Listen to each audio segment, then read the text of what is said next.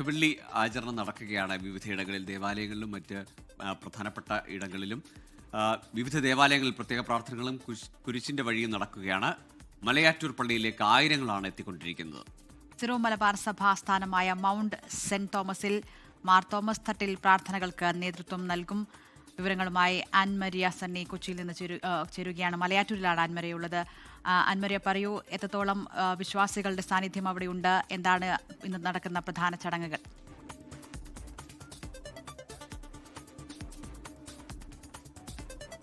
Good morning. ഞാനിപ്പോൾ നിൽക്കുന്നത് മലയാറ്റൂരാണ്. മലയാറ്റൂര് അടിവാരത്തിന് സമീപമായിട്ടാണ് ഞാനിപ്പോൾ നിൽക്കുന്നത്. നമുക്ക് ദൃശ്യങ്ങളിൽ കാണാം എത്രത്തോളം വലിയ തിരക്കാണ് മലയാറ്റൂരിലേക്ക് എന്നുള്ളത്. വിശ്വാസികൾ അവർ ഒഴുകിയെത്തുന്ന ഒരു കാഴ്ച. അത് മലയാറ്റൂരിന്റെ ഈ പ്രധാന ജംഗ്ഷൻ മുതൽ അങ്ങോട്ടേക്ക് നമുക്ക് വാഹനങ്ങൾക്ക് പോലും കടന്നു വരാൻ സാധിക്കാത്ത രീതിയിലായിരുന്നു.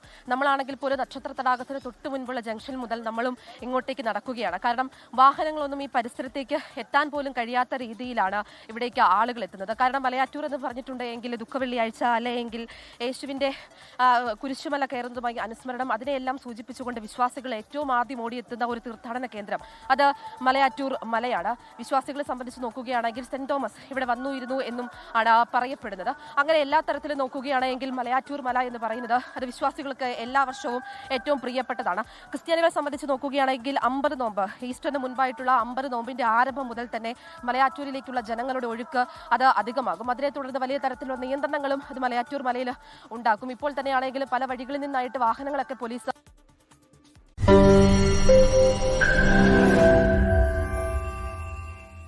ലോകത്തെവിടെയായാലും ഏത് സമയത്തും 24 വാർത്തകളും ഓഗ്മെന്റഡ് റിയാലിറ്റി പാക്കേജുകളും എക്സ്പ്ലെയിനറുകളും വിശദമായി കാണാൻ ഞങ്ങളുടെ യൂട്യൂബ് ചാനൽ നിങ്ങൾക്ക് സബ്സ്ക്രൈബ് ചെയ്യാം.